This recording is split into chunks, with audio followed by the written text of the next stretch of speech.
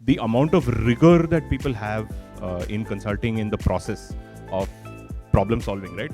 It is unbelievable, and that helps you every day of your life, right? So every time you get to a problem which you cannot solve, you learn to break it down to chunks that can be addressed, right? It's a very what do I say, rigorous model of learning by doing, which is I think if anybody is thinking about getting into a career in consulting, this is one of the best things that you will do.